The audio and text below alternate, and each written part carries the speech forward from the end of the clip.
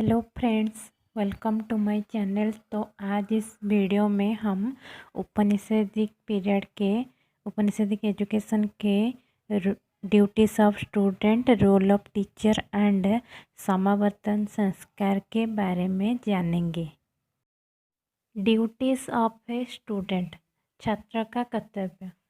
उपनयन सेरेमनी और उपनयन संस्कार के बाद जो छात्र होता है वो ब्रह्मचारी में परिवर्तन होता था। वह अपने शिक्षा समाप्त होने तक अपने गुरु के आश्रम में ही रहता था, इसीलिए उसे आचार्य कुलवासिन कहा जाता था।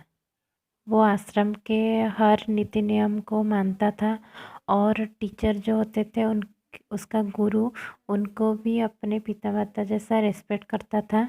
जो स्टूडेंट्स होते थे वो बाहर जाते थे भिक्षा मांगने के लिए और टीचर के फैमिली के लिए भी भिक्षा मांगते थे, उसको लेकर वापस आश्रम को ही आते थे।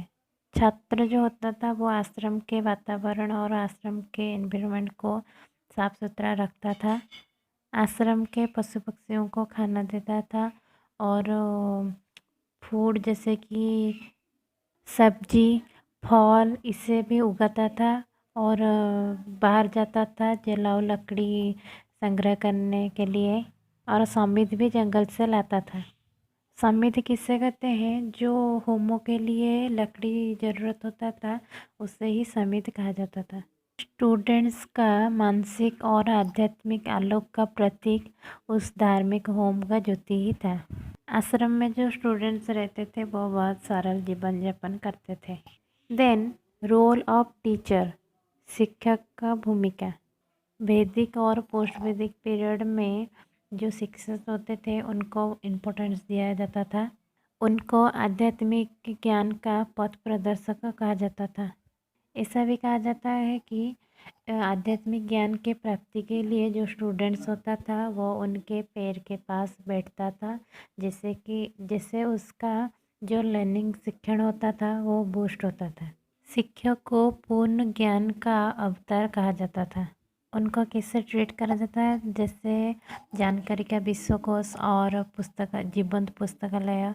जो शिक्षक होते थे वो समाज के एक दार्शनिक मार्गदर्शक और आध्यात्मिक प्रचारक थे। शिक्षक को ऊंचा स्थान दिया जाता था उस टाइम पे। स्टूडेंट्स के लिए जो टीचर थे वो एक जीवित नमूना थे। स्टूडेंट्स को जो टीचर थे अपने बच्चों जैसा प्यार देते थे और उत्तरदायी रहते थे स्टूडेंट्स के स्वास्थ्य और देखभाल और प्रोटेक्शन के और शिक्षा के लिए भी।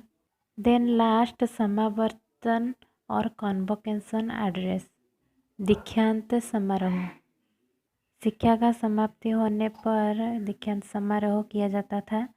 उसमें टीचर जो होते थे वो स्टूडेंट्स को कुछ उपदेश देते थे, अनुपदेश देते थे और क्या करना है क्या नहीं करना है ये सब एडवाइस देकर समावर्तन समारोह होता था। कुछ उपदेश यह है कि जैसे कि सत्य बोलना, कभी धर्म का पथ ना छोड़ना, अपने पिता माता गुरु और अतिथि को भगवान जैसा ट्रीट करना, जो हमारे एल्डर बड़े होते हैं उनसे अच्छा गुण ही सीखना और ब्राह्मण को सीट शेल्टर एंड आलम्स ऑफर करना और अपने आप से कहना कि ऑल वेल्थ इज गॉड्स।